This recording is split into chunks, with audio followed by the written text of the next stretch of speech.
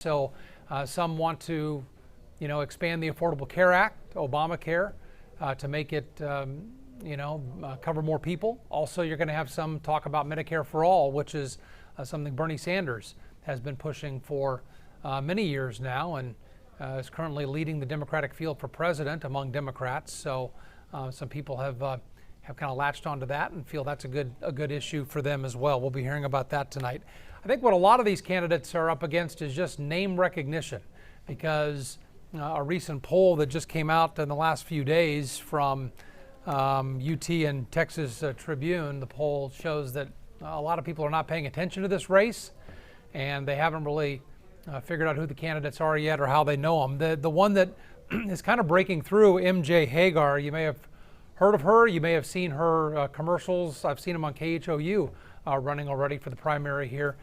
She is a former combat veteran, was in Afghanistan, and she is from Austin, but she has kind of broken through among all of these Democrats with 22% support, by far the most of anybody in this field.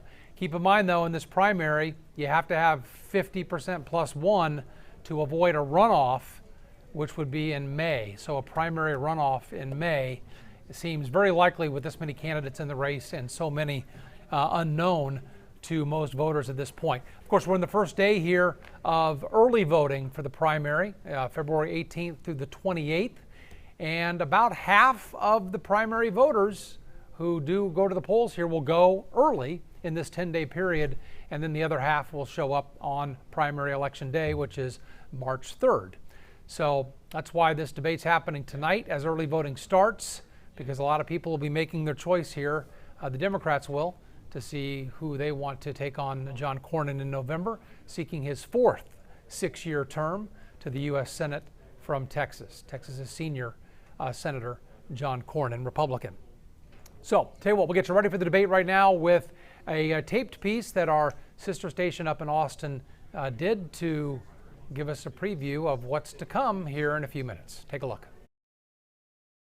We are expecting a pretty spirited debate here tonight. If you take a look behind me, you can see the stage is set. And yes, that's a lot of chairs. 11 of the candidates running to take on Senator John Cornyn will be with us here tonight. If we look further around the studio, you can see our crew is here trying to put those finishing touchings on everything before the candidates arrive. And we do want to point out that there is a 12th candidate in this race, D.R. Hunter. He did not respond to our request to participate tonight. Now let's take a look at where these candidates stand in the polls ahead of tonight. The University of Texas and Texas Tribune polled registered voters earlier this month. They asked voters planning to cast their ballots in the Democratic primary who they will vote for in this race. Combat veteran MJ Hagar is leading the pack with 22%. All of the other candidates got less than 10%. Christina Sensun Ramirez, who is the co-founder of the Workers Defense Project and founder of JOLT, a nonprofit dedicated to increasing Latino civic participation, got 9%. Former Houston Congressman Chris Bell came in at 7%, and former Houston City Council member and State Senator Royce West tied at 6%. But one of the things that's really telling about this contest is a total of 34% of the people who plan to vote in the Democratic primary say they're either going to vote for someone else or they don't know who they're going to vote for just yet. And that's why we've made it our mission to help you get to know the candidates with this debate. We hope that you'll join us tonight at 6:30. In Austin, I'm Ashley Goodo. Back to you. And our thanks to our sister station up in Austin. They're giving us a preview of what's to come. This is a 90-minute debate tonight with 11 candidates. It's going to be a free-for-all. These things usually get real interesting as people are vying to get their time, and especially when you look at, the poll numbers here, and you just saw that MJ Hagar has, 22% support, but the biggest chunk of voters at this point have no preference in this primary election for U.S. Senate. So among Democrats, no preference right now. And that is where a lot of these lesser known candidates will try to break through in an event like tonight, where they get some airtime, they get some digital time. It's basically free advertising. And a lot of these people are so unknown, maybe known in their own community where they are a city council person or a state senator like Royce West, known up in Dallas, but maybe not known statewide, but considered a strong candidate, this is a chance for him to reach out to the entire state. We have one candidate I know from El Paso and one from the Rio Grande Valley. So this is such a huge state.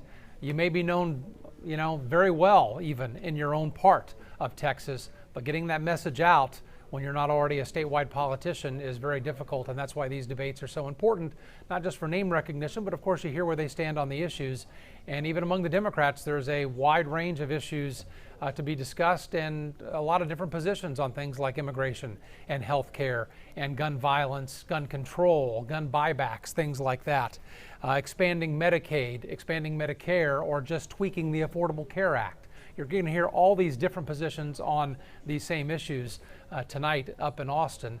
That's one of the reasons we do these, and we're happy that our sister station up there, KVUE, is able to assemble these candidates tonight for all of Texas that we're sending out to not just KHOU, but all of our Tegna stations tonight are picking up this feed so they can pretty much cover the state, at least digitally, with these candidates as we get ready for this election here, with early voting starting today, and of course the March 3rd primary coming here in just a couple weeks. Let's send you back to Austin now for tonight's 90-minute debate. The U.S. Senate candidates, the Democrats, along with vying for John Cornyn's seat.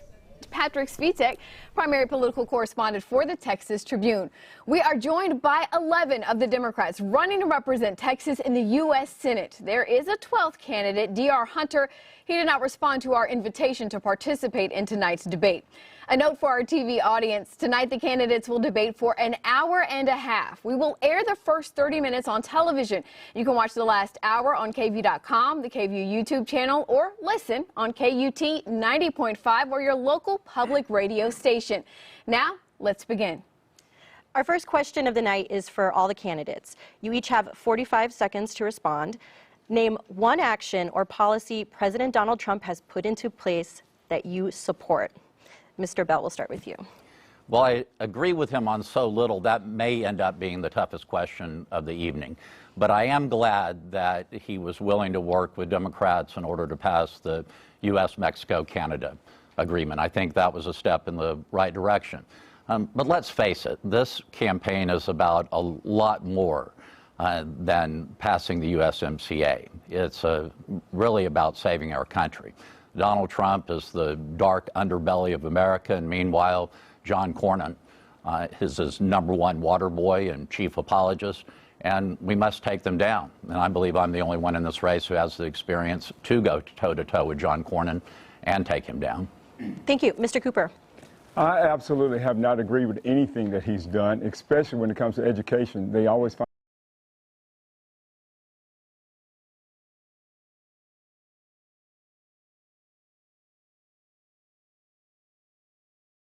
and also Medicare for all. Thank you. Ms. Edwards. Yes, I think one of the things that's critically important that we seek to repair is our criminal justice system. And while there is still significant room to grow, I think having the first phase legislation to make some inroads with criminal justice reform is important. I think we need to expand upon that in some significant ways in terms of reducing some of the disparities that marginalized communities face, in addition to a number of other practices that have been particularly harmful to the community. Thank you. Mr. Foster. Can you repeat the question, please? Yes. Name one action or policy President Donald Trump has put into place that you support. Well, it's unfortunate that he got rid of President Obama's Iranian plan, but I do like the fact that he's tough on Iran, and he also got that General Soleimani. Thank you. Mrs. Garcia, the same question to you. Please name one action or policy President Trump has put into place that you support. Well, what can I say? Even a broken clock gets it right 2 times a day. I am a small business owner, and I have gone to China myself to get products produced there. And I know what an issue it is for American entrepreneurs and business owners to take their intellectual property over to China and actually make products there. And so while I don't agree with probably the reasoning behind the tariffs that he put in place, I do think that we need to be serious about enforcing our intellectual property rights. But I also want to say that this is one little small piece. Yes, I can agree that Donald Trump has done something right, but there's a very much bigger issue at place here. Donald Trump, we have a white supremacist in the White House. And thank you very much, Mrs. Garcia. That's your time. Colonel Harris, the same question to you.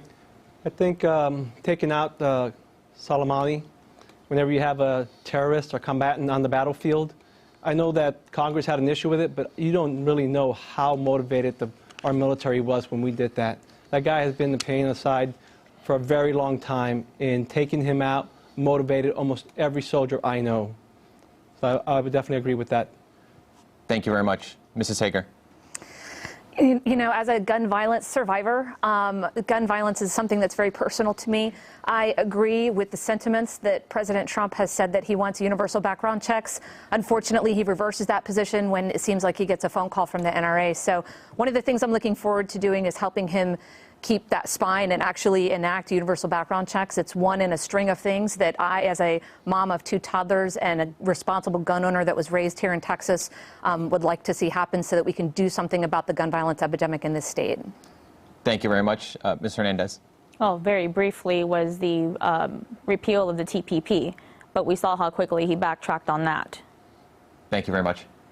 Mr. Ozegueda, name one action or policy President Donald Trump and his administration has put into place that you agree with. Yeah, I'm not sure that I've done a deep analysis of all of his proposals. I'm sure there is some element that I would agree with. I think the larger aspect is that we're dealing with policy that generally doesn't have a comprehensive view of what the direction is that it wants to accomplish. And we're also saying that Congress is not passing nearly enough legislation to adequately answer that question in terms of something of significance. Thank you. Ms. Sinsun Ramirez. So one of the critical issues that I do agree with Donald Trump on is attacking the opioid crisis for the healthcare crisis that it is in this country. I want to see us go farther and put more investment into treatment and also hold the pharmaceutical companies that have fueled this epidemic in our country. And that's why I think it's important to have someone like me that knows how to tackle legislation and bring voters out and make ordinary people the drivers of change in our government.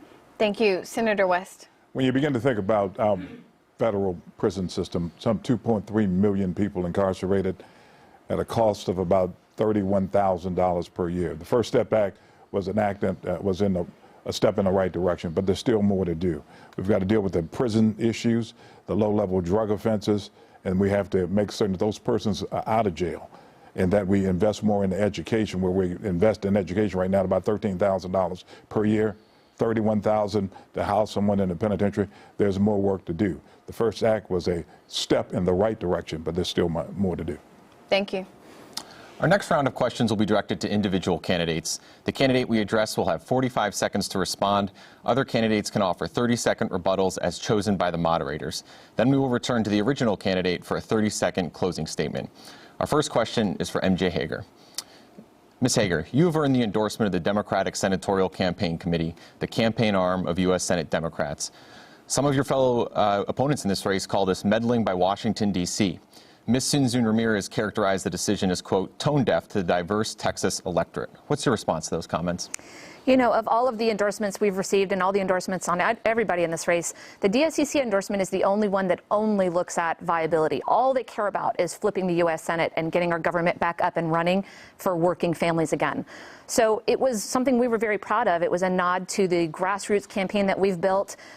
We have over 30,000 unique donors. Our average donation is $22, and we get 90% of our donations from under $100, and we've raised $4 million that way against a guy that is not doing anything for Texas families. So polling looks great. The data looks great. The tens of thousands of Texans that I've met driving across the state tell me that they're ready and hungry to send somebody to D.C. to deliver a healthy dose of Texas values so that when they look at D.C., they see strength and integrity and servant leadership reflected back. Thank you very much. I saw Mrs. Garcia's hand raised first, and we'll get to Colonel Harris and Ms. Sinsun Ramirez. So, MJ, I want to say that I respect so much your resume and what you have accomplished, but the fact is that You did not beat John Carter, and we are not going to beat John Cornyn by playing politics as usual. Money cannot be the determining factor in who wins this race. The fact is that the Texas Democratic Party has not won a U.S. Senate seat since 1986, before my first campaign that I volunteered on. We need to be different. We need to inspire people by being the party of moral clarity and political courage. Thank you very much, Mrs. Garcia. We'll go to you, Colonel Harris. I saw your hand raised next. So that decision was made, less than a week after the closing of the application. There's no possible way that they knew or vetted every candidate before they made their decision. And that's just clearly that those Democrats in D.C. or Democrats in New York and California don't understand Texas Democrats. They select someone who meets their criteria, but their criteria hasn't won in Texas since '86. So only Texans know what Texans need. Thank you very much, Colonel Harris. We have time for just one more rebuttal. I'll give it to Ms. Sinzun Ramirez. I did invoke you in the question. So. You know, I think many of us admire what MJ did in her district in a race in 2018. But when we think about winning statewide and viability in 2020, we need a candidate that can speak to the rich diversity of who the Texas Democratic Party is, that can bring white progressives, African Americans, Asians, and Latinos together. Y quizás una candidata que también habla español. That is what is a candidate, that's the kind of candidate that will win in 2020. And I'm proud that that's what I've done my entire career. Thank you very much. Mrs. Hager, we'll give you 30 seconds to close on this topic if you wish. Yeah, I think that people who actually really know politics and partisan index and gerrymandering, that district was gerrymandered to be much redder than the rest of the state. And John Carter won his last midterm by 32 points. We lost that race by 2.9 and still outperformed all of the statewide candidates, including Beto. So I think actually that race is a good example of how we are actually going to win this race in 2020. Thank you very much. Senator West, you are an attorney who has served in the state Senate for 27 years. Some call you a career politician. So in a time when the Democratic Party is interested in fresh faces, why should voters elect you? Well, some people may call me a career politician, but I'm an experienced politician.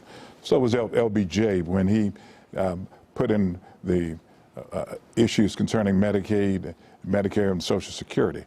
When we had the issues concerning the entitlement programs, and Democrats have been very involved in that. Those have been experienced politicians. The fact is we do need someone that can help with young people, help with deals with concerning health care. I have those experiences. Gun sense, I have those experiences. And someone that can bring together the Democratic Party. When you understand that I have the endorsement of the largest Latino organization in the state, the Tejano Democrats, the #1 person in the Texas Coalition of Black Democrats poll, that shows that persons know the experience that I have will benefit this party. Thank you. Ms. Garcia. So I respect Senator West's service very much, and I don't question his heart at all. But the reality is that we are all just running for one seat, one single seat in the Senate, one of 100 people. And then if you compound it by the entire government, no one of us can do the things that we all wish that we could do. We need to change the system. We have created a system in which money determines outcomes. The biggest metric in this entire thing is how much money people have. We need to come up with a system where we can take over and change government altogether. Thank you. Mrs. Hager. Yeah, I think that in this case, you know, John Cornyn has a lot of experience as well. And he's been in statewide office here in Texas for nearly 40 years and been in the Senate for 18. And I would argue that the Texans that I meet across the state don't feel like he's done anything for them. So I think that people across Texas are actually looking for fresh faces and voices, people who are not engrossed in the system and have not accepted the good old boys club and politics as usual, and actually can go about, you know, the way that I built a broad coalition in D.C. of Democrats and Republicans when I was fighting to make our military stronger. That's what Texans, I think, are looking for. Thank you. Mr. Cooper. Well, I heard MJ speak about fresh faces. In 2018, they didn't mention that I ran for lieutenant governor. That's a statewide seat, and almost got almost 500,000 votes. My opponent said I exasperated him. So we're looking for fresh faces, and I was that face that made a difference on the outside. Beto O'Rourke gathered 623,000 votes. I gathered 455,000 votes in the same statewide race in 2018. I'm the fresh face they're looking for. Ms. Edwards. When we take a look back at the 2018 cycle, what we found is that Beto did remarkably well when he galvanized people who were persuadable voters, but they were people who were people of color who had registered in high numbers but didn't come back out to vote in high numbers. And the same held true for those that were 35 years old and younger. We need a candidate that can speak to those populations and build all of those coalitions, the persuadable voters, those 35-year-olds and younger, as well as the communities of color. And when they ask you, why should I believe you that my life will be different, you should say, because it has been different for the communities that you've represented. Thank you. Ms. Hernandez, you haven't spoken yet.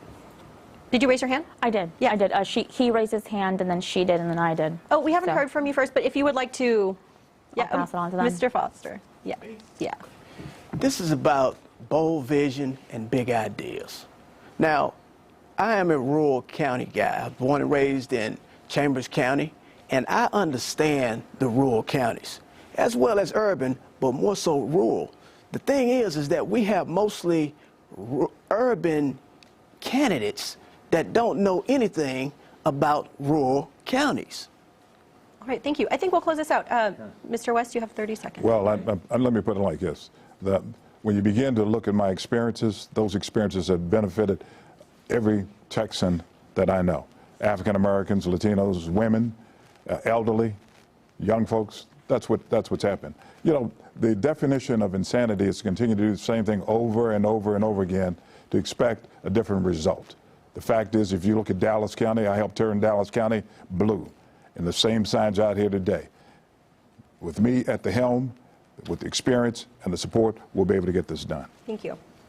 Ms. Ramirez, you are running as one of the most progressive candidates in this field. So progressive that Senator John Cornyn has started to refer to you as A.O. Christina.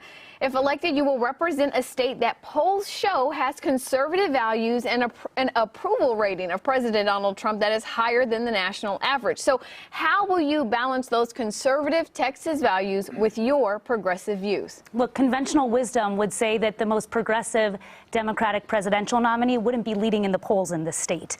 The truth is that Texas voters want someone that is honest with them, that will tell them exactly where they stand. And I made a commitment that I was going to win on the merit of my ideas. That with me, you may not agree with every single issue, but you will know exactly where I stand, because I believe that that voters should be able to decide what's in their best interest for their families, their future, and their country, and that's how I'm going to win. Mr. Bell. Progressivism is fine, and I consider myself quite progressive, but I also think we need to steep our progressivism in common sense, and there are certain stands on issues that just go too far, and the Green New Deal is a perfect example. The Green New Deal has some great things in it and some great proposals, but it would also decimate the oil and gas industry here in the state of Texas, the oil and gas industry that 500,000 people depend on. So going all in with the Green New Deal does not make a whole lot of common sense, in my opinion. Ms. Hernandez. Well, I would have to disagree with Mr. Bell and definitely with Ms. Soon. Being a candidate who ran in 2018 for U.S. Senate, getting $250,000 votes on $4,000, our campaign was extremely progressive. And we did not capitulate to the political system. Unlike Ms. Soon and Ms. Hagar, I wasn't recruited to run. I was compelled to run for U.S. Senate, and I do it on my own merits instead of going about talking about how I was part of the 2018 campaign for U.S. Senate, raised $80 million, and then lost to Ted Cruz. Senator West, I saw your hand. Yes. We have to make certain that we have a dose of reality. No Democrat can win by being far left. It's not going to happen. We've got to be able to put together Democrats, Republicans, and independents. And most of those persons will be to the center, and probably to the left and to the right. And so you need to have someone that has those experiences, recognizes that pragmatism must exist in terms of this election, and be able to bring people together in order to win this election. Ms. Edwards, I saw your hand. I've had the great fortune of representing 2.3 million Texans. And when I sought to go about that journey, I had to build coalitions, and coalitions across a broad spectrum of people. And that included people who were more conservative, people who were more progressive, and all of those in between. We have to have a candidate that can actually put coalitions that are broad in nature in place in order to be able to have the votes necessary to unseat John Cornyn and to deliver real change for all Texans. Mr. Foster. 10 to 15 counties in the state of Texas are urban. The rest are rural. You know, most of our candidates, as I said before, are out of touch with rural counties. They need someone who can go to those counties and talk to them about getting their money back and investing in their communities. Mrs. Hager, your name was invoked earlier. Do you have a response? You know, I grew up in a very blue-collar family in a rural town called Leander, which is now a suburb, but 35 years ago was definitely rural. And as I drive through all the rural counties, you know, I don't think that it's about progressive versus moderate. I think it's about being able to deliver bold ideas in a pragmatic way that shows people how we are going to help them keep food on the table and a roof over their head without having to work 60 or 70-hour week. That's how we're going to win. Colonel Harris. Yes, I've been traveling out in West Texas a lot. Very red, very red. And I'll talk to people who claim to be independent but have always voted conservative with the Republican Party. And I show them my push card and I talk to them about my ideas. I tell them to go to my website at victorfortexas.com.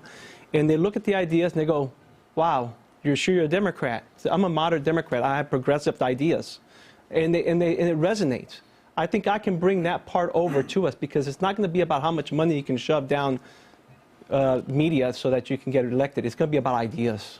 Thank you. Mr. Osegueda, you've been pretty quiet tonight. Do you have anything to add to this? You know, I'm waiting to talk about ideas. Saying that people want to elect somebody on ideas is separate from actually presenting ideas. So when that part of the program starts, let me know. I might just take a nap over here. Ms. Simpson Ramirez, we're going to give you 30 seconds to close. Look, to defeat John Cornyn, we need to drive up voter turnout, and no one knows how to do that better than me.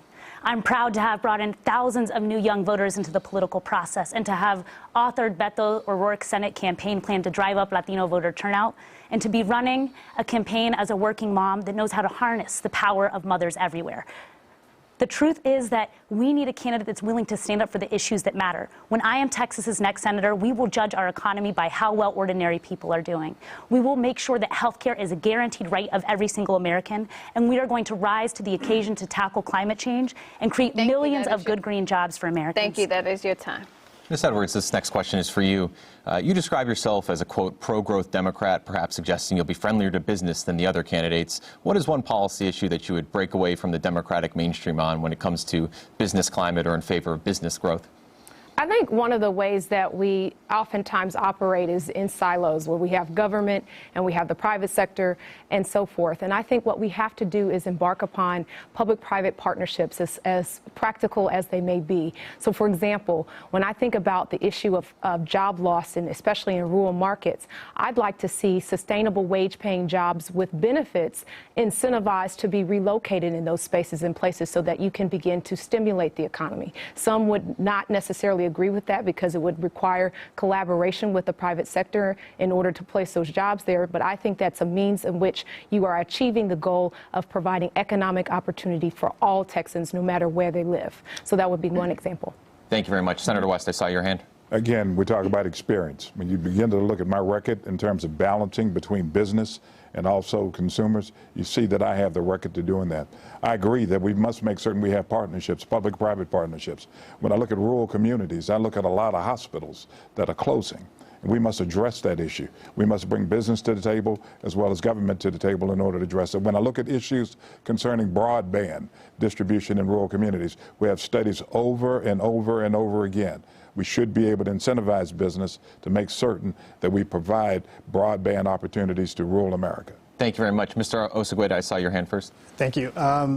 2 years ago when I ran for governor, I ran on a platform of structural change. And what that meant is that we needed to look to see where systems are not working.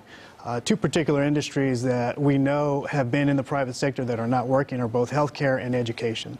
So the question is the solution a government funding solution, and or do we also have to look at regulation? I think there's an argument to be made that there are rational actors in the private sector that are promoting systems that are not actually working for us. And so there is a role for government to play when systems are breaking down. And education and healthcare are two, where we're not just going to have to look at funding sources, but also look at what type of regulation changes that. Thank you very much. We have two more rebuttals. We got Mr. Cooper first, then we'll go to Mr. Bell. When you're talking about big businesses in Texas, we have a lot of people moving to Texas right now. Amazon, Toyota, Lexus, they just moved to national headquarters from California, New York, in North Dallas. We need to get these companies involved. You know, Donald Trump has given them the big tax break, but we need to ExxonMobil was bragging about making $50 billion off the tax break in 1 quarter. I want some of that money to go towards education, at least 10% of the profits of the tax break that they receive to go towards education, to get Wi-Fi and broadband in communities of the rural areas. Thank you very much. We'll go to Mr. Bell, and then we'll go to Ms. Edwards to close. I don't know anyone who isn't pro-growth in the Democratic Party. I think the real question is, where do we want to focus our attention and where do we want to see that growth? And I think the most important is in the most impoverished areas in the state. We have a great example in the city of Houston, a former landfill that is being proposed as a giant solar farm. It would be incredible for one of the poorest communities in Houston, Texas, and it's exactly the type of project the federal government needs to be getting behind. Thank you very much. Ms. Edwards, will give you 30 seconds to close on this topic. Absolutely. And when we look at providing economic opportunity for all Texans, one of the things that we must do is have an inclusive vision that prepares all Texans for today and tomorrow's economy. More people are afraid of what we call future of work or automation than they are even of foreign competition. And consequently, we also need our policies to reflect what's happening with automation and how does everybody in Texas have a place in the economy in light of that. One of the things we need to move toward, in addition to some of the examples that I've mentioned before, include portable workforce training credits that you can use lifelong. Thank you, Ms. Edwards. All right, Mr. Bell, back to you.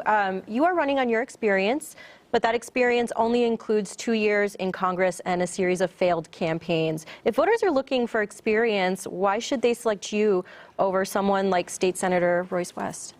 Well, when you mention failed campaigns, I'm really in pretty good company there. Abraham Lincoln, Ronald Reagan, Bernie Sanders, Sheila Jackson Lee. And what sometimes gets lost in the narrative, and I appreciate you including it, is that I've also won, and that I served 3 terms as a Houston City Council member. And I think if anybody looks at that record, they'll see very productive service. And while you say it's only 1 term in the United States Congress, it's more congressional experience than anyone on this stage has. I'm the only one who's actually served in Congress and the only one who's run statewide, and I think that will be invaluable in serving as a member of the United States Senate, and it will also be invaluable in being able to go toe-to-toe with John Cornyn and take him down. And that's the real idea of this exercise. All right, thank you. We only have time for 2 rebuttals, so Ms. Soon and then Mr. West. You know, I think what Texas voters want is someone that understands what they go through and just how hard they work. You know, while John Cornyn was accepting millions of dollars from the construction industry, I was making $43,000 a year, representing tens of thousands of workers that lost their limbs and lives in our state.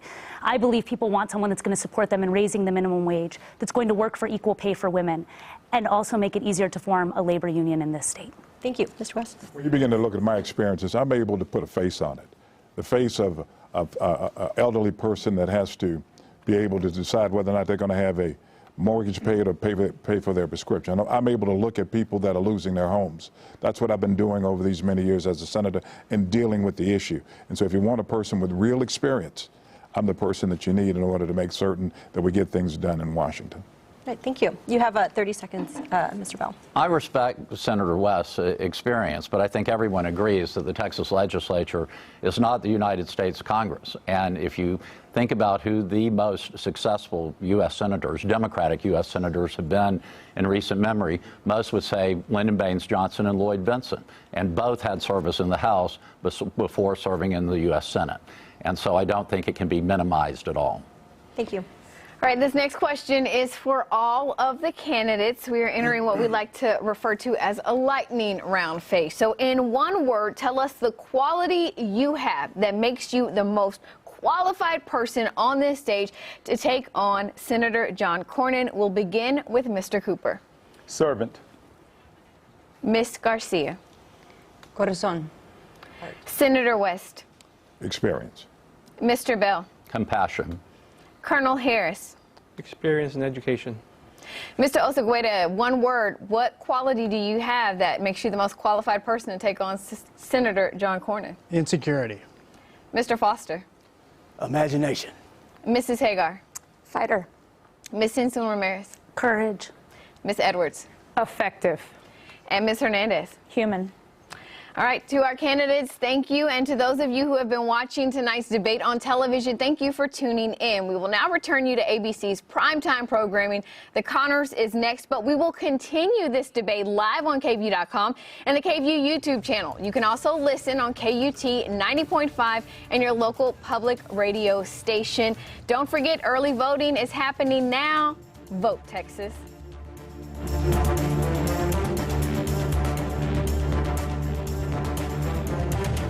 And for those of you who have been sticking with us, thank you. We want to invite you to be part of this debate. Help us decide what question to ask all of the candidates. Do you, our viewers and listeners, want to hear a question on health care, guns, immigration, marijuana, or race relations? You can vote right now in the KVUE app or at KVUE.com/vote.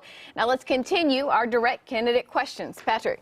A reminder for the candidates, you'll have 45 seconds to respond to your direct question. Other candidates can offer 30-second rebuttals if they choose. Then we will return to the original candidate for a closing statement. Ashley? All right, thank you, Patrick. So, Mr. Cooper, you have suggested that one way to reduce gun violence is to expand background checks to include high school conduct and suspensions for people who are under the age of 25. But that type of information isn't public record and in Texas is protected by state law. So explain how this is a feasible proposal. It's a tough proposal. When you're thinking outside the box, nothing worth having is easy.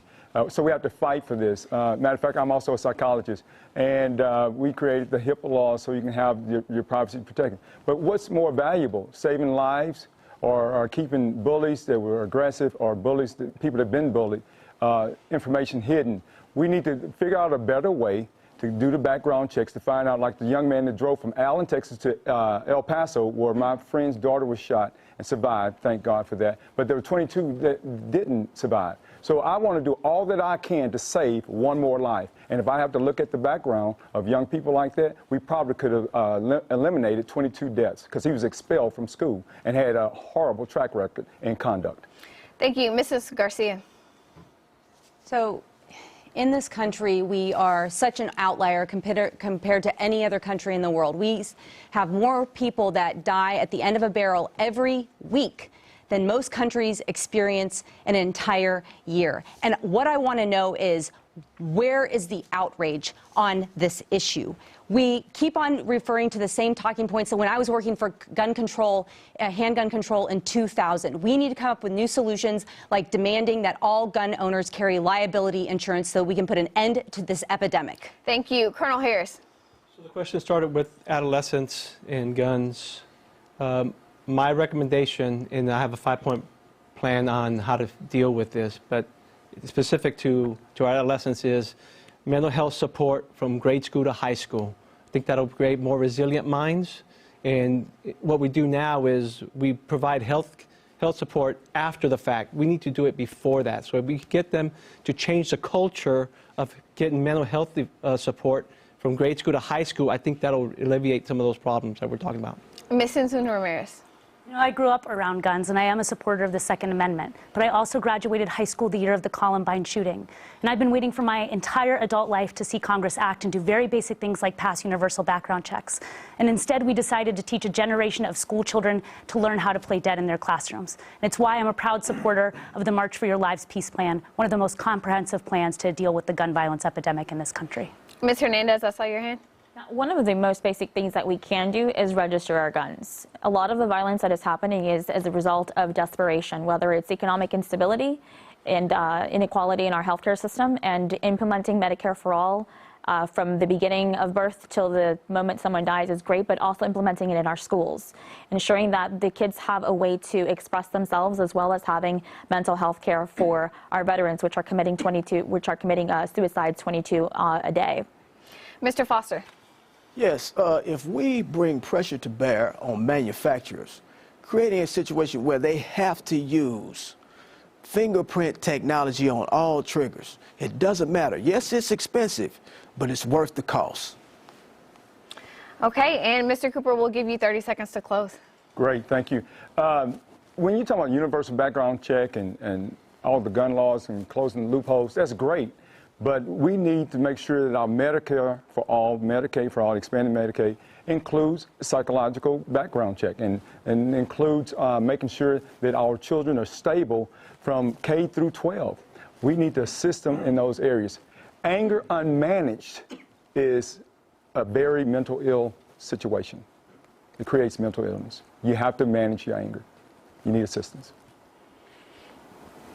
Ms. Hernandez, this next question is for you. Fighting climate change is one of your top priorities, if not the top priority for you. In a state like Texas that relies so heavily on the oil and gas industry, what sacrifices do you believe people should be prepared to make in their daily lives to address the climate crisis? I don't think that there should be much sacrifices as far as workers, but we know that the fossil fuel industry will no longer be subsidized using our taxpayer dollars so that they can continue to profit and take that money overseas, in which other countries are benefiting from that tax haven, including providing those countries Medicare for all. What I would like to see is a Green New Deal implemented where there is a transition that includes workers and prioritizes local communities so that we can build our rebuild our crumbling infrastructure, as well as employ people within our communities. That way we have control of our electric grid. Thank you very much. Ms. Sinzun Ramirez, then Senator West and Mr. Bell, the order I support the Green New Deal because I believe we must and can transition off of fossil fuels, because the science is clear that our entire survival depends on it. And I believe we can do it because I believe in the power of the American people. The Green New Deal is based off of our national transformation we made to tackle the threat of World War II. I believe with the same level of investment and leadership with the Green New Deal, we can win this fight too.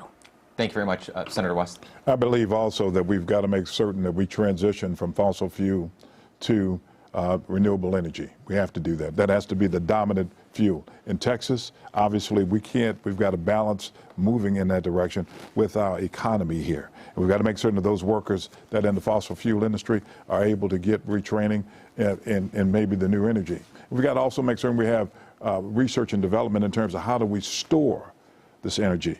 To the extent that we can put dollars into research and development for storage, we're going to be ahead of the curve to make certain that we move to that new economy and that new energy. Thank you very much, Mr. Bell. We need to rejoin the Paris Accords. We need to transition to alternative forms of energy, and we need to focus on green infrastructure. And nothing sickens me more than the fact that we have a climate denier as a United States senator.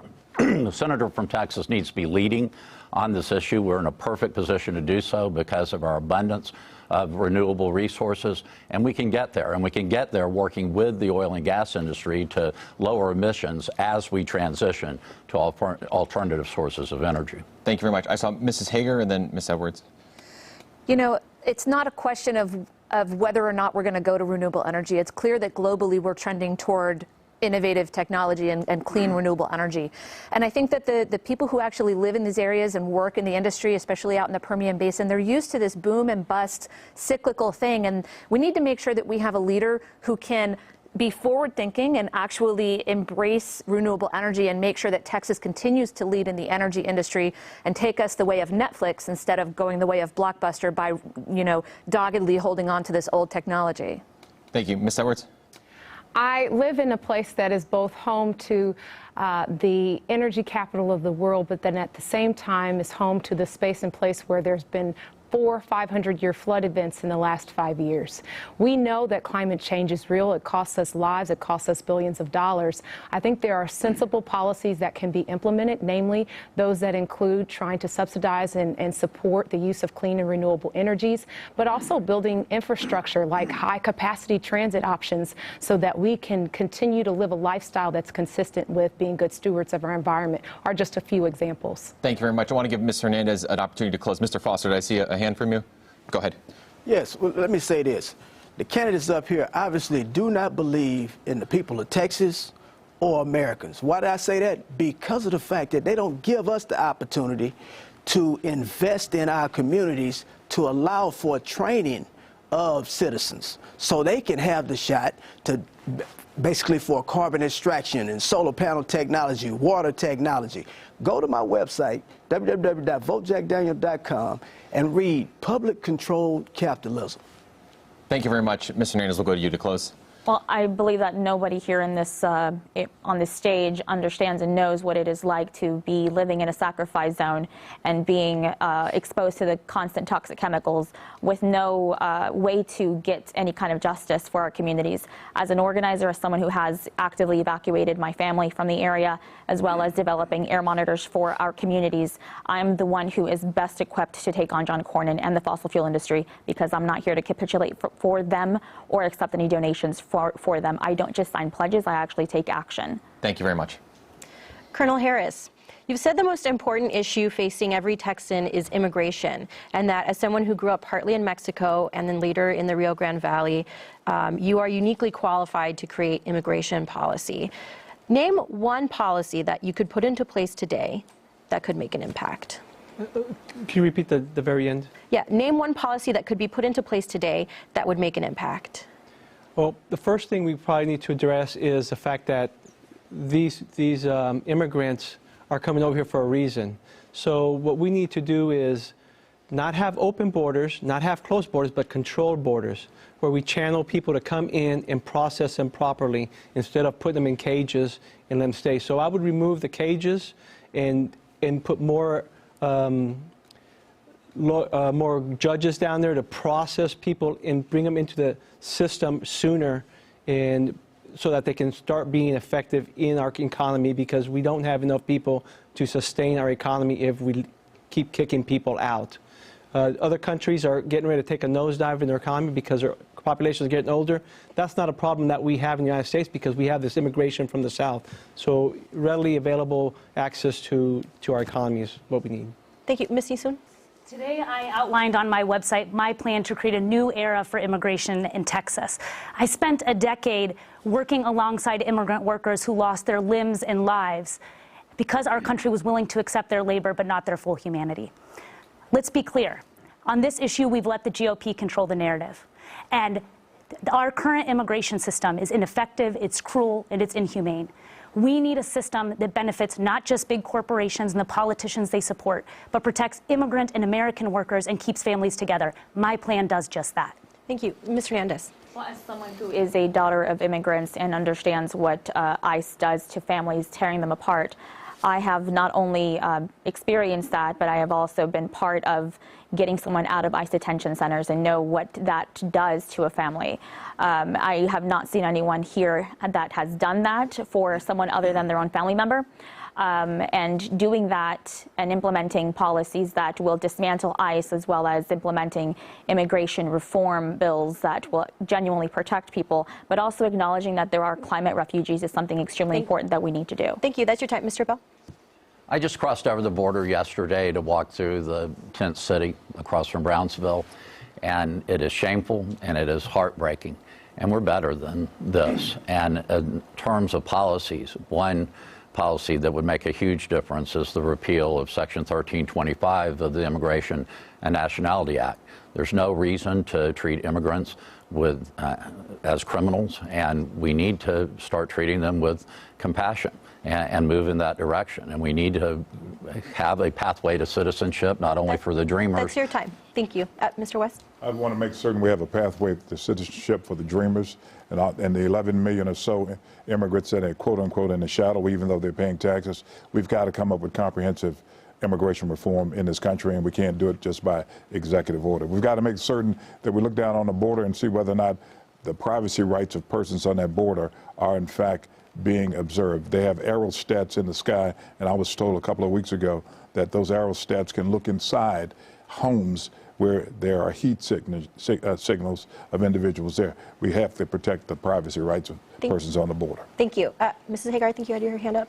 Yeah, you know, in addition to the humanitarian aspect of this, and it is a humanitarian crisis, there's a national security implication here that nobody's touching on, that, you know, we're losing our standing as leaders of the free world. We're losing our influence globally. We're really giving ourselves a black eye and losing credibility with our allies. We've got to have comprehensive immigration reform that's more in line with who we are as Americans and our values if we're to remain the leaders of the free world and the beacon of freedom and hope and democracy to those who would seek a better future for their kids. Thank you. Ms. Garcia. This is very personal to me because my husband is a naturalized citizen, and as also as an attorney, I've worked pro bono for asylum seekers in this country. Tomorrow, in connection with my 420-mile walk across Texas, I'm spending the night in the same encampment that Chris visited tomorrow. And so we need to shine a light on what's going down there. In addition, if I'm lucky enough to be the next senator from Texas on November 4th, I'm moving down there. I'm taking my law degree, and I'm going to figure out how we reunify these families, because this is a crime against humanity. Thank you. And Ms. Edwards. I think certainly we can agree that what's happening at our border is an atrocity that is inconsistent with our American values. But I think what we must do next is embark upon codifying into law comprehensive immigration reform. Right now, we have a system set up where it's just been immigration policy vis-a-vis executive order, where there's not been stability. If you look at what happened with DACA recipients and they getting the rug pulled from underneath them, we can't continue on this way. We need to have comprehensive immigration reform that includes pathways towards citizenship as well. Thank you. And Colonel Harris, you have 30 seconds to close. So it's clearly, you really can't cover all that in just 1 minute. So if you go to my website, victorfortexas.com, you'll see a comprehensive plan on how to do that. But one thing I will tell you is that I completely disagree with sanctuary cities. We should be a sanctuary country, and we should do away with the sanctuary cities where people can go to the police and get help if they need help. Right now, we've got people that refuse to do that because they don't want to get deported. We need to let policing do policing, and we need to have a sanctuary country, not sanctuary cities. Thank you. Thank you. Mrs. Garcia, you've said Democrats have let Republicans take ownership of family values and national security. How would you reclaim those arenas as a Democrat if elected? Well, I think the first thing that we have to do as Democrats is acknowledge the fact that what we've been doing hasn't been working, and so we need to be the party of moral clarity and political bravery on all issues. And I think one of the key ways in which we've ceded ground is by saying that we are not the party of family values, or allowing the GOP to claim that mantle. The reality is that we are more family values than the GOP, because when we look at what it takes to raise a family, we are pro-universal health care, we are pro- family leave. We are pro a minimum wage. We support the entire family and the entire individual, and we need to stop coming into this with the idea that we are not pro-family and pro-values. Thank you. Ms. Sensun-Ramirez. You know, I think Ms. Garcia is right that we have to take back that mantle from the Republican Party on the issues that really matter to families, including leaving it up to women to decide when they are ready to make a family. That's our issue. When we look at the fact that there's only 5 countries in the whole world that don't offer paid maternity leave, that's an issue that we stand for, and we stand for universal pre-K. We are the party that is making families and our country strong. Ms. Hernandez. Well, the Democratic Party is also the party that funds the Patriot Act and that funds Trump's endless wars and continues to capitulate to the Republican Party. So if anything, I think it's time to change the old guard of the Democratic Party to new leadership, and it is up to us to usher that in. And electing someone like myself to the U.S. Senate in Texas will definitely shift that control back to what it is to be a Democrat. Mr. Cooper, I believe I saw your hand. Yes, I think we've lost our voice. Where's the voice of moral authority? Is it moral to send children to school and tell them to learn, and we're not feeding them? Is it moral to send children to school and they're wearing the same clothing daily and they're dirty? Is it moral that we had a senator for 30 years now, been in public service, and still African-American women are number one to die after childbirth? What is the moral authority? What is the voice of moral authority in those issues? Thank you. Mr. Bell. I don't know how the Republicans can claim to be the party of family values when they put policies in place that have created the greatest income inequality that we've ever seen in the United States of America, where you put policies into effect where individuals are forced to work sometimes 3 jobs just in order to have enough money to scrape by. I think if people really look closely, they'll see that the Democratic Party is the party of family values. Mrs. Hagar. I think we're in a national security crisis, and I agree with Mama back here, because frankly, we are destroying our relationships with our allies. We have seen our State Department get gutted. We have withdrawn from agreements, and we are in a worse situation now with North Korea and Iran. But I would add on to that we need to also take back that we're the ones who step up for individual rights and freedoms and the Constitution, the rule of law, the co-equal branches of government. We're the ones who want a woman to determine when she's going to have a child. We're the ones who want you to determine who you're going to marry and get the government out of these issues. Thank you. Senator West. We believe in civil rights of all groups, whether you're LGBTQ, whether you're African American or Hispanic. We believe in that. And when you begin to think about the family values, we have our Republican friends that talk about they are pro-life, but yet still they'll fight against a woman's right to make a decision. But once they say they're pro-life, once a child is born, then they abandon the child in terms of support. Whether that child needs support through schools or health care, they abandon the child. Thank you. Mrs. Garcia, we'll give you 30 seconds to close. The reality is that life should not be this hard in the richest country in the history of the world. And we are running out of time to right the ship.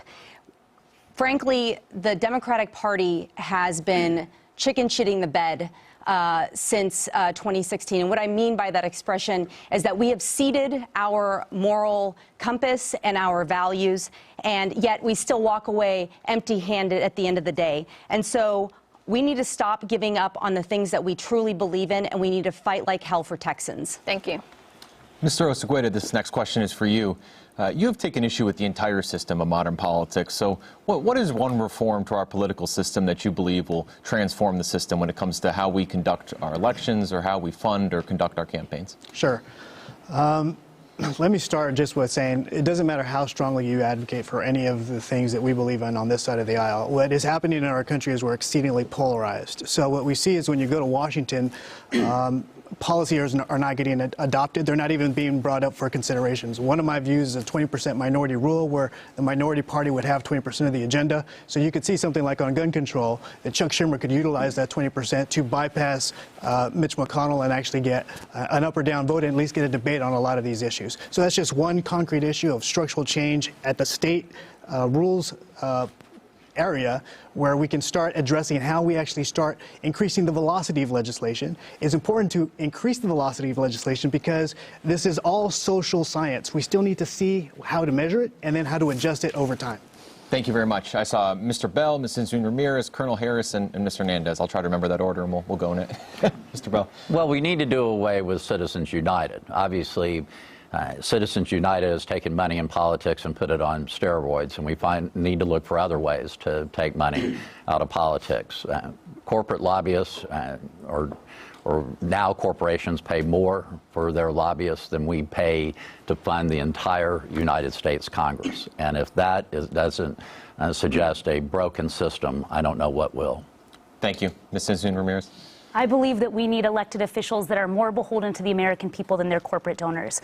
To do that, to protect the rules of our democracy, we have to make sure that we have nationally financed elections, publicly financed elections, automatic voter registration, and I want to make Election Day a national federal holiday so that we can have as much participation in our democracy as possible. Thank you. Colonel Harris, your turn.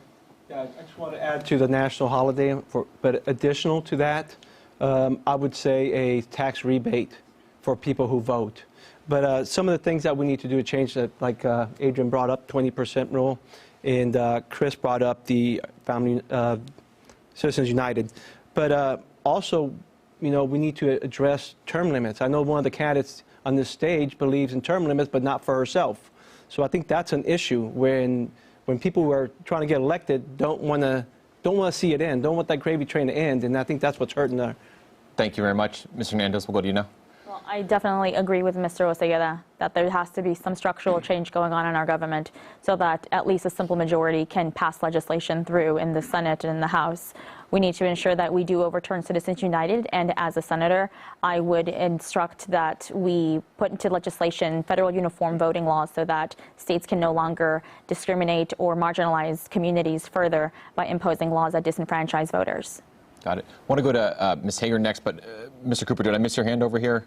No, but I'm good, yeah. Okay, yes. We'll go to Ms. Hager, and then if you want to weigh in, you can. Yeah, So one of the reasons I was endorsed by End Citizens United is because pointing out to people the link between bad legislation and corporate money in politics is something that I'm really passionate about. So John Cornyn legislates in a way that lines the pockets of the gun lobby, allows 250,000 weapons to be trafficked south of our border, which causes a violence epidemic where 80% of the violence is used by an American gun. And then that causes a humanitarian crisis, and he gets his second cut. He gets his first check from the gun lobby, his second check from the private detention facilities that are at maximum capacity and profiting off of the humanitarian crisis. So that's what we're trying to fight. Thank you very much. We'll go to Mr. Cooper, and then we'll go back to Mr. Osegueda to close. You were reading my mind because I did want to say something. I didn't raise my hand, but thank you. It's going back to the golden rule. Those who have the goal, they're making the rules. So I want to take the money out of the politics, and that would hurt people on this stage. But I'm okay with that because we need to vet our candidates, and we need to set aside a certain budget for our candidates that's unknown, and we need fresh blood. And in order to do that, we need to have the exposure to those candidates with public television, public radio. You have Channel 8 News right there in Houston, Texas, that's available for those type of programs. Thank you very much, Mr. Cooper. Mr. Osegueda, we'll let you close. Sure. I think a part of the polarization is actually what's going on with local media. Local media tends to cover the horse races. So they tend to cover fundraising, who's raising the most money. They're not covering the issues, which doesn't help our society actually learn what the issues are and propose solutions. So I actually find it rich that MJ Hager wants to address campaign finance when a PAC of hers has been putting out ads that cover nothing about issues. It's not informing the average voter of what issues to attack, what issues to look at, and giving the public a better, deeper understanding of issues so that when they actually go to the polls, they have education about what the issues are that they're actually selecting a candidate for. Thank you very much. We'll just go to Ms. Hager quickly to respond to him invoking your name. I'm so proud to have the support of an organization like Vote Vets, and that's the organization he's talking about. Vote Vets is absolutely committed to getting more veterans in office because of exactly what we've been talking about, regaining our status as the leader of the free world and being able to speak with national security issues at the forefront, because frankly, we don't have enough legislators and leaders that have military experience, and then they go and commit us to wars and deploy us like they're playing with little green army plastic toys like my toddlers are. So I'm very proud to have the support of Vote Vets. Thank you very much. We'll go to our next question now. Mr. Foster, you tout that you are the only candidate with a transformative economic plan. And to fund that plan, you suggest the country go further into debt. How is increasing the deficit economically sound? It's economically sound because of the fact that we're going to invest in new taxpayers, increase the value of the dollar, and then once we have all these new included taxpayers, then we can begin to pay. We have to prepare our society for that because we ultimately are going to have to increase the taxes. Thank you. Ms. Garcia.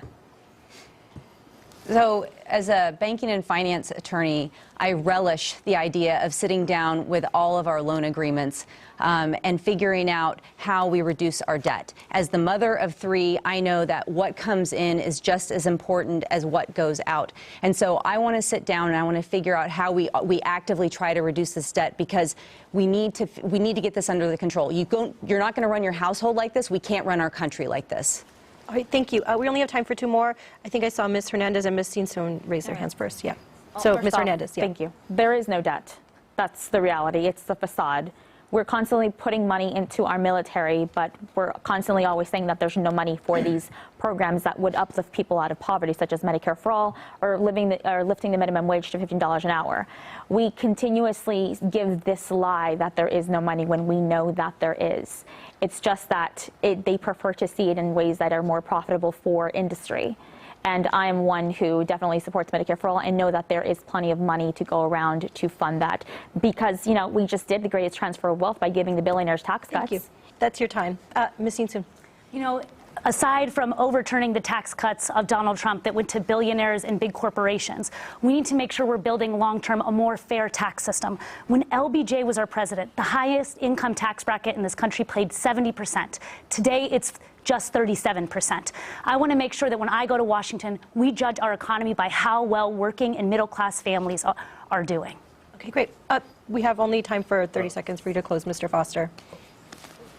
Well, what I want people to understand is when we invest in people for skilled trades and they make higher wages, that's going to increase the value of the dollar. And so when people begin to be included into the economy, we're going to be able to pay off all our debts, ultimately. Thank you. Well, it is now time for our viewer question. So earlier in the debate, we asked you to vote on a topic: healthcare, guns, immigration, marijuana, or race relations. And 38% of you said you wanted to hear a question on marijuana. Each candidate will have 45 seconds to respond to our next question. More states are legalizing recreational and medical use of marijuana, creating a patchwork of laws where something that is legal in one state can land a person in jail in another state. So when it comes to marijuana, do you support full legalization or any change to current federal law? Mr. Cooper, we'll begin with you. Yes. In my economics class 232, one of the things we discussed and looked at was California. They said, follow what California does, and you're going to find out what the rest of the United States is going to do. So it's legal in California. And they just passed, I think, an act or a law where it's no longer illegal to use your card to buy the marijuana. So when it's legal in Texas, I want to make sure all of the proceeds and money that goes from that goes towards education, rebuilding our infrastructure, and also help out so we can expand Medicaid and then Medicare for all our citizens. Mrs. Garcia. Normal had a marijuana forum a couple of weeks ago, and I was the only candidate on the stage to attend because I truly believe that this is key to understanding that if we legalize marijuana, we abate human suffering in 3 ways. 1, medical use of marijuana helps people across the board. 2, we go and we release people in jail. 50% of all drug offenses are for the possession of marijuana in this country. And we need to look at how we take the legalization of marijuana and we apply all of that tax revenue that's going to come into our state and our country, and how we're going to apply it to social welfare programs such as early childhood intervention here in Texas. And just a reminder for the candidates, you'll all have a moment to speak on this. Senator West, you're next. I agree with Annie back here that we need to legalize it in this country, and we need to make certain that the taxes that we place on the sales are used for education. I agree with Mr. Cooper on that, and any other social programs. When you begin to look at the incarceration rate, 47% of all persons that are incarcerated are there because of drug-related offenses. You said 50% for marijuana. It makes no sense at all, especially when you talk about $31,000 per month, per year in terms of incarceration, and half of the persons incarcerated are there because of drug offenses. We need to make certain that we get those persons out, give them treatment if they need to, but make certain that we have a legal infrastructure in place that takes care of the issues concerning marijuana. Marijuana should, in fact, be legalized across this country. Thank you. Mr. Bell.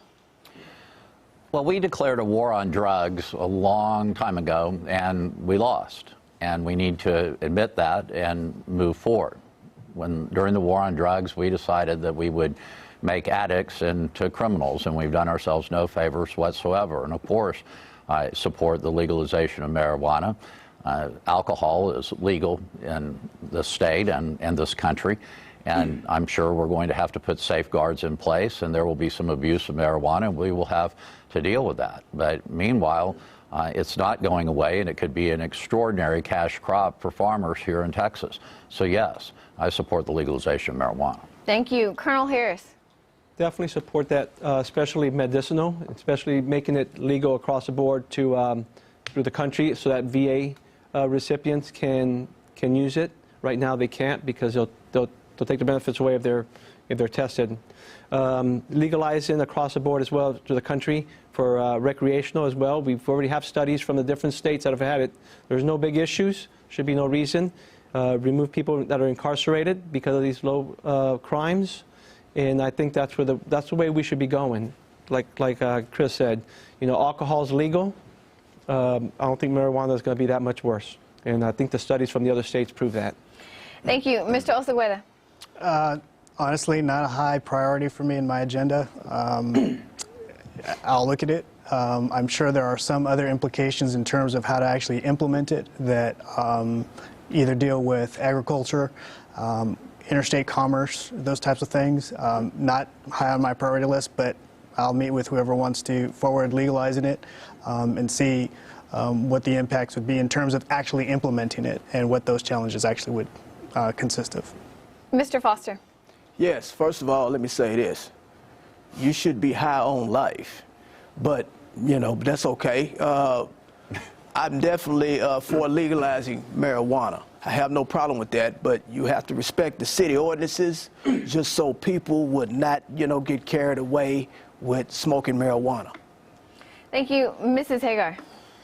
So I just feel like someone has to say, I don't think Texas should ever do anything following California. I don't think that we should, make any policies because California's leading on that, that's for sure. But I can tell you whether it's the impact of criminal justice, the tax revenue that we could get from it. Clearly, I think most people agree that we should legalize marijuana. Being a veteran and being in a community where people suffer, whether it's from high suicide rates or PTSD or the opioid epidemic, this is something that marijuana could help in every chapter. And the reason that I think it needs to go beyond medical is that most veterans are not self-identifying and seeking treatment and doing the necessary things that it would take to actually get a prescription. Ms. Insun Ramirez. I absolutely support legalizing marijuana. In addition, I want to make sure we're looking at the long-term harm the drug war has caused hundreds of thousands of people in our country, especially communities of color. John Boehner sits on the board of a cannabis investment corporation. He's now profiting off of this very same product where people are sitting behind bars across this country, including in states where marijuana has been legalized. We need an immediate review of all of those cases as we legalize marijuana, and also make sure how we invest in communities that have been truly underserved by the war on drugs that we all know has been a racist war on drugs as well. Thank you. Ms. Edwards. Well, I do believe that we should legalize marijuana, but I also think we need to do an overhaul on some of making sure that our banking practices are consistent. So right now, for some states that allow for the use of proceeds from the sale of marijuana, you can't bank in a separate bank or one that might have national scope. So we need to make sure that our banking laws will allow that interstate commerce to take place in a manner that is consistent with the way in the direction that the country is heading with its marijuana laws that exist to date. Ms. Hernandez. Well, I can say it's probably I'm the only one up here who has ever smoked marijuana. I absolutely support the legalization and decriminalization of marijuana on a federal level and ensuring that we do attack this war on drugs head on and repealing the Crime Act, which has disproportionately targeted communities of color and incarcerated more black and brown bodies than white counterparts for the same crime of smoking marijuana. So, hey, do it. Let's free the weed.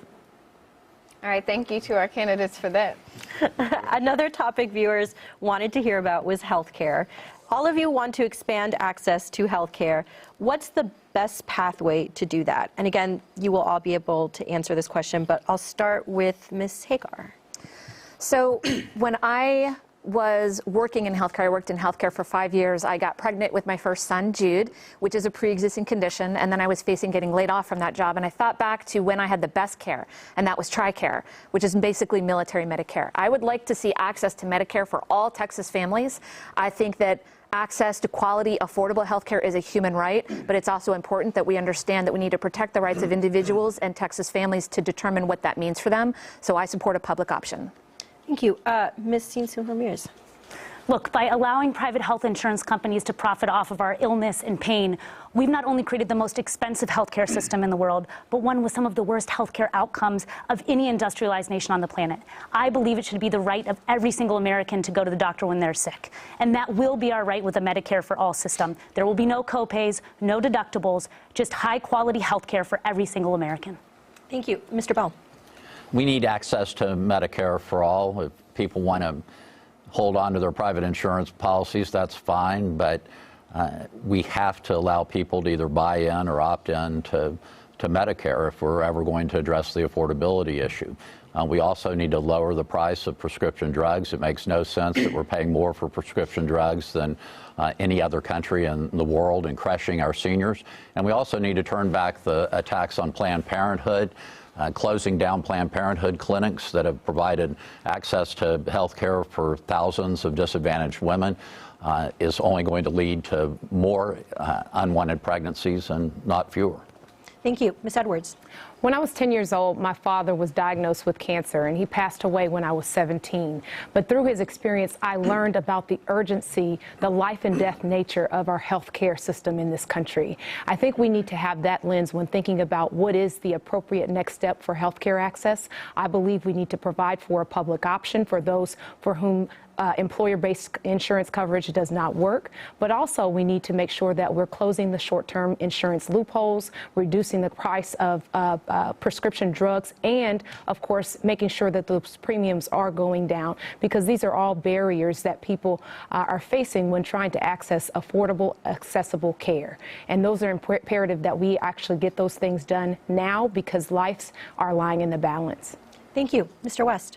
I agree with most of my colleagues up here that we need to make certain that we have that health care is a basic right to all Americans, that we have a public option, that we try to fix the issues that surround Obamacare, the Affordable Care Act, pre-existing conditions. We got to make certain that we deal with those issues. We have a court case that's currently in the balance. We've got to figure out exactly how the court is going to rule on that and make certain you have a senator that can address the issue. The other issue is, how do we afford to pay for it?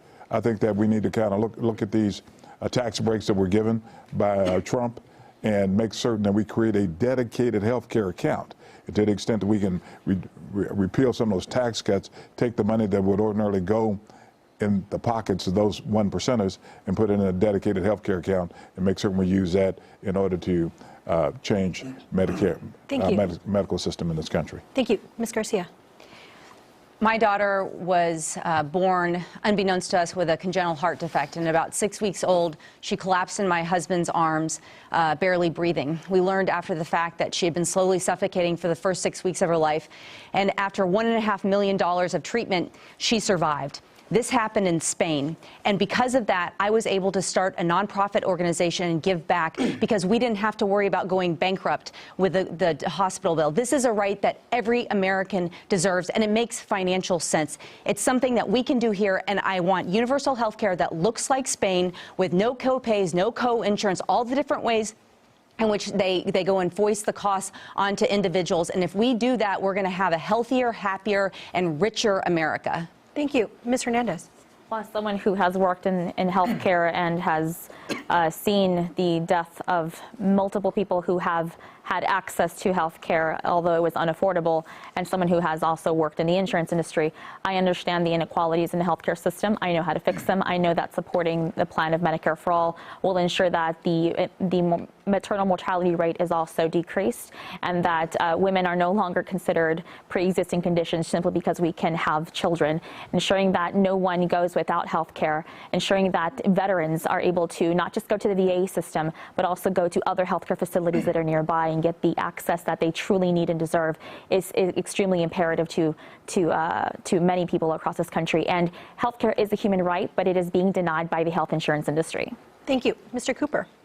Medicare for All is a very simple fix, and it comes towards education. Again, once our youth are graduating at 18 years of age and they're now ready for work and making $50,000 to $80,000 a year, they're now paying into the system, not part of the system.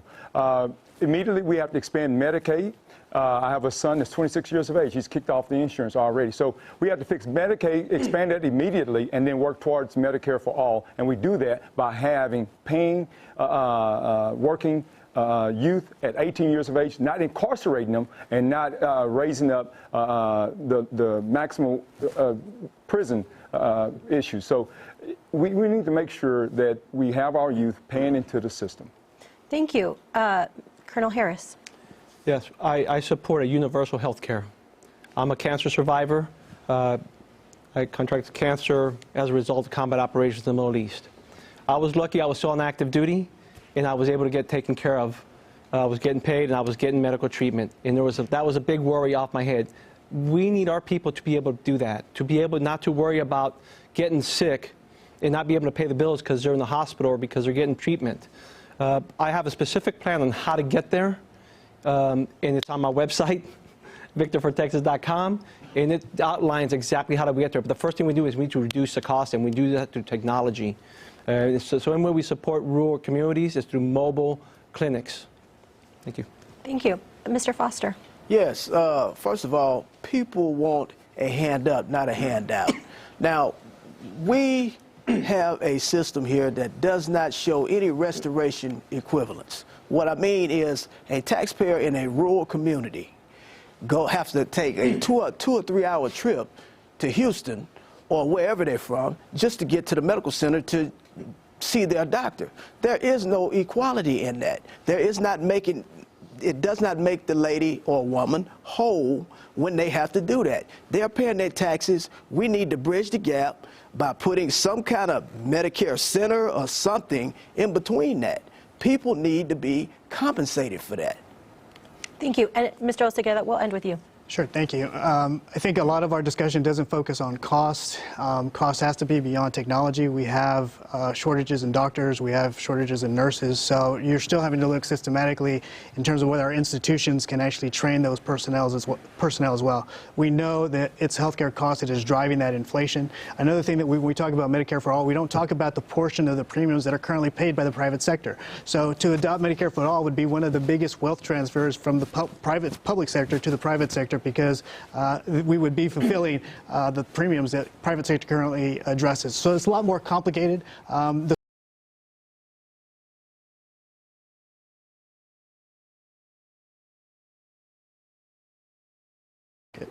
Thank you.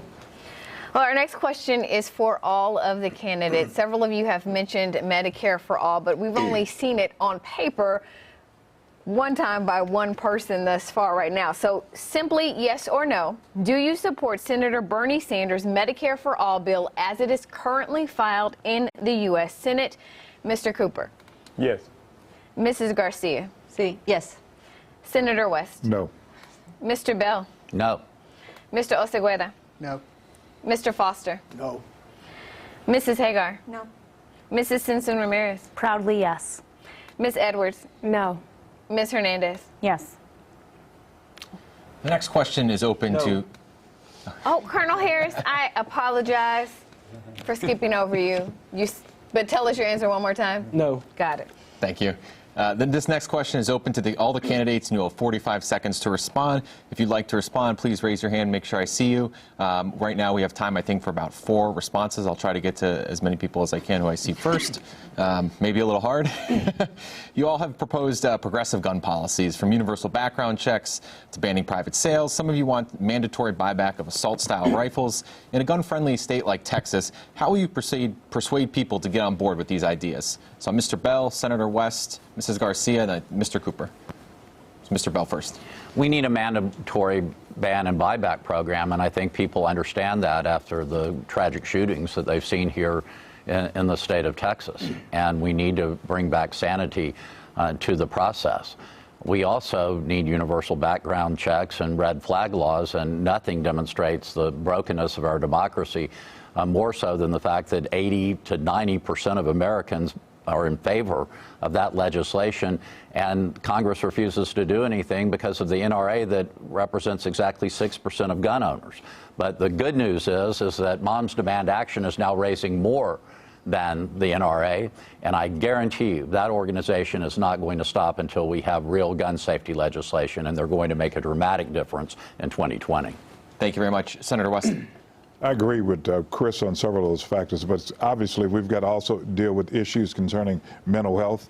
And the red flag laws are very important, because when you had a situation up in Allen, Texas, the young man that went to El Paso, there was a call to police officers. And we've got to make certain that people can call when there's an issue that they think that a person is going to be using a weapon in order to hurt themselves or someone else. We've got to have background checks. I've been working on that ever since Ann Richards was governor. We've got to make certain we ban assault weapons. More importantly, we've got to elect a president that's sensitive to that issue, and also the Second Amendment, and also a Congress, which we already have, that's sensitive to the issue, but also a Senate that's sensitive to that issue. We know that the great majority of people in this country want to see some gun sense legislation. We have to elect persons that align with that particular issue. Thank you very much. Mrs. Garcia, we'll give it to you now. In 2000, I was working for handgun control, and the talking points that we're using now are the same ones back then. We need to update our conversation about gun control, and we need to start prioritizing our right to life, liberty, and the pursuit of happiness over gun makers' profits, because that's what we're really talking about here. And I want to say that we can have a good conversation, a dignified conversation with gun owners about these things. I'm doing it in Midland, Odessa on the 29th. I'm going to the largest gun range in Texas. I did it a couple weeks ago. We sat down and we talked about issues of guns, and we can have conversations, but we don't have to water down our values in order to get what we need in order to reduce the gun violence in our country. Thank you very much. Mr. Cooper? Yes, of course we need universal background check. But at the same time, like Texas Senator West said, is that we have to deal with the mental issues. And these are real issues. We can't just sweep them underneath the rug. Although everyone wants to do buybacks and do all of the checks, we still need to go back and look at the youth and how they've been treated, how they've been handled in high school, and we need to look at the background, because most of these crimes are being committed by younger folks each and every day that are confused and have issues that's gone with no attention, with little or no attention at all. Thank you, Mr. Cooper. It is now time for closing statements. Each candidate will have 1 minute to offer final thoughts for our viewers. Senator West, we'll begin with you. I'm asking persons to kind of look at my background. It's frankly, I'm applying for a job that there's going to be a vacancy. Look at my background in terms of the experiences that I have. Look at the issues that I've addressed. I've addressed gun issues. I've addressed healthcare issues. I've addressed criminal justice issues and women's issues, as well as climate change and several other issues. If you want someone that's been able to do that, be able to work across the aisle, I'm the person that can get that done. Yes, I'm an experienced legislator, but the fact is that you need experience in order to make certain that we bring change to Texas. Thank you. Ms. Isun. I know how to build the winning coalition to defeat John Cornyn. The truth is, none of us on this stage wins unless we drive up voter turnout. And no one knows how to do that better than me. I'm proud that I founded Jolt and ushered in a generation of young people into the political process. To have authored Beto's Senate campaign plan that led to a 250% increase in the Latino vote. And to also know how to harness the power of working moms like me across the state that want a better future for our kids. Now, I know in this race that people will say that my plans are too ambitious for Texas, but they will say that with the intention of scaring you away from what's possible. Because while John Cornyn may believe in the power of the ultra-wealthy and well-connected, I believe in the power of us. And I know that as Texans, we can dream big because we are big. Thank you. Mr. Osegueda. Yeah, I think in this campaign, we have to figure out what is a viable candidacy. And a lot of the reason why so many voters get distracted or not engaged in politics is because candidates stick to advocacy as opposed to dealing with concrete solutions. And I think the way that you win this election is actually by providing concrete solutions that people can actually stick their teeth into and actually get a sense and a grasp of what those actual solutions are. In this campaign, I've talked about a Herfindahl Index for wealth inequality. I've talked about a 20% minority rule. I've talked to put some little bit of meat on the bone so that we can actually shift the conversation towards actual solutions. I believe that if we try to do a polarized, take our unthinking herd to the polls to beat their unthinking herd to the polls, we lose. We have to provide voters with a little bit more in terms of solutions. And most people understand that our systems are breaking down. They understand that inequality is there. Our healthcare system, our educational systems are breaking down. What they actually want is a candidate that can actually bring some hardcore solutions to bear in this debate. Thank you. Ms. Hernandez.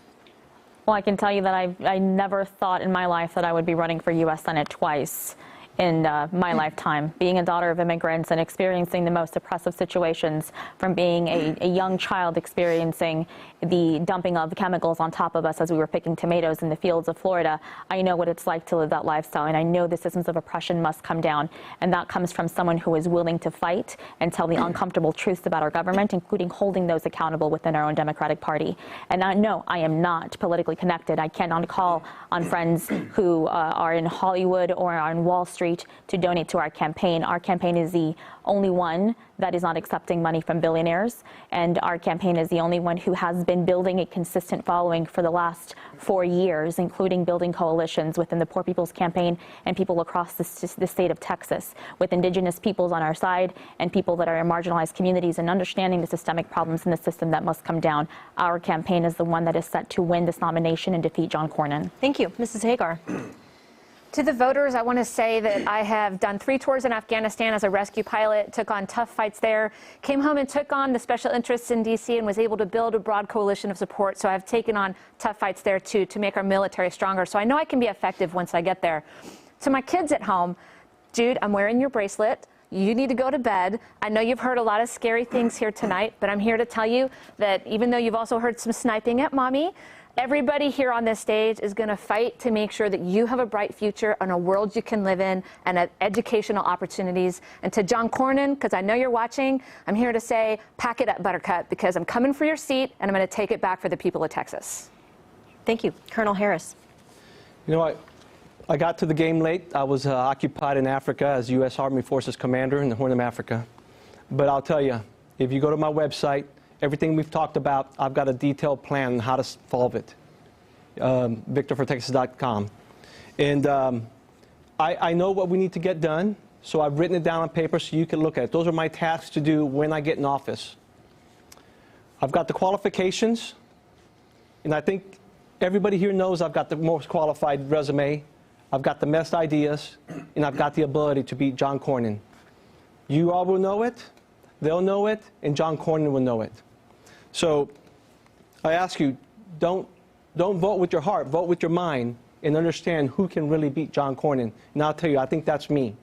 So vote for Vic. Thank you. Thank you. Mrs. Garcia, final thoughts for our viewers. My name is Annie Mama Garcia. I'm a lawyer, a mother, and a healthcare nonprofit founder. Ich bin auch Geschäftsfrau. If you want to know what I just said, please go to johncornynsucks.com. Seriously. I am running because life is too hard, and I'm running because we are running out of time. If we continue to play politics as usual, John Cornyn is going to win yet again. We need to be different. We need to be the party that inspires people by having the moral clarity and the political bravery to do what is right.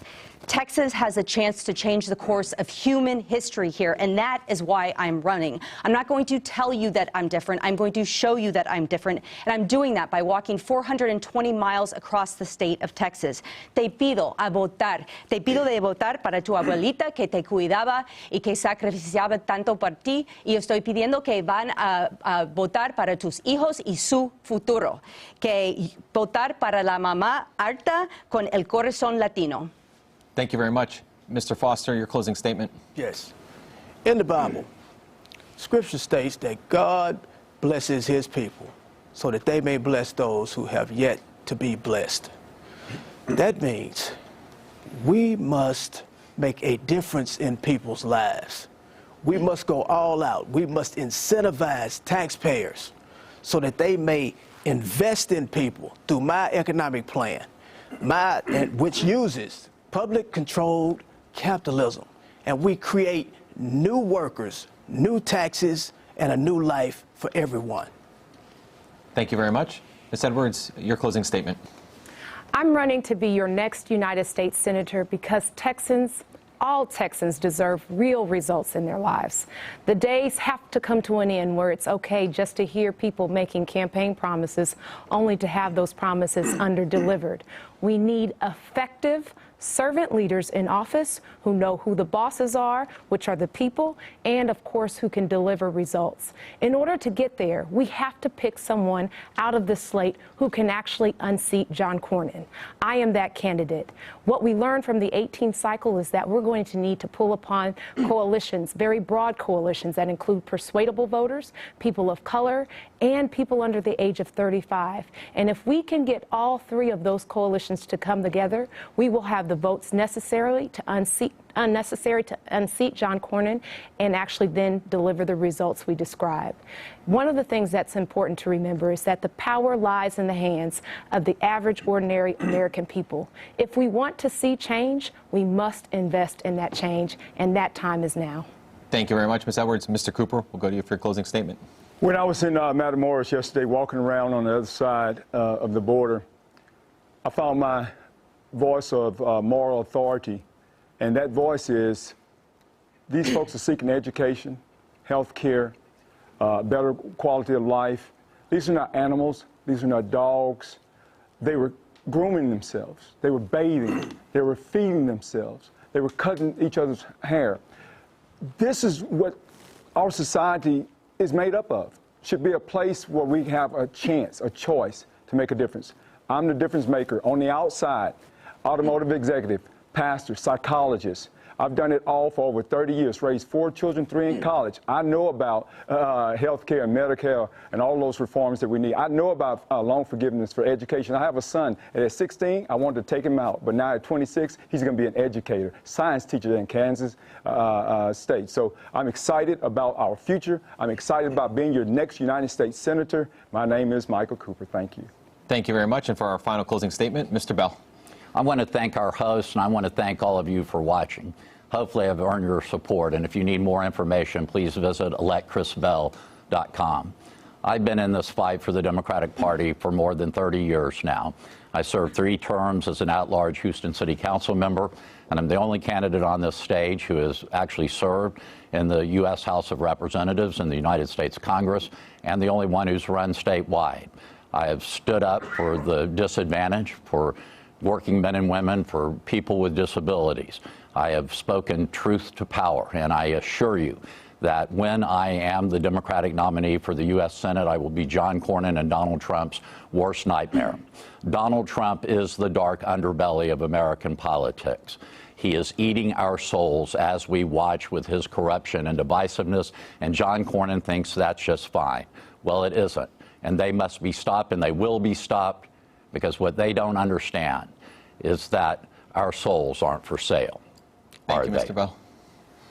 Well, we want to thank all of our candidates for participating in tonight's U.S. Senate Democratic primary debate, brought to you by KVUE News in partnership with KUT and the Texas Tribune. To our viewers and listeners, thank you for tuning in. If you missed any of tonight's debate, you can rewatch it on KVUE.com and the KVUE YouTube channel. Please don't forget to vote, Texas. Early voting started today and runs through Friday, February 28th. Election Day is Tuesday, March 3rd, and the polls will be open from 7 a.m. to 7 p.m. If you want more information on all of these candidates, head to KVUE.com. Vote, Texas.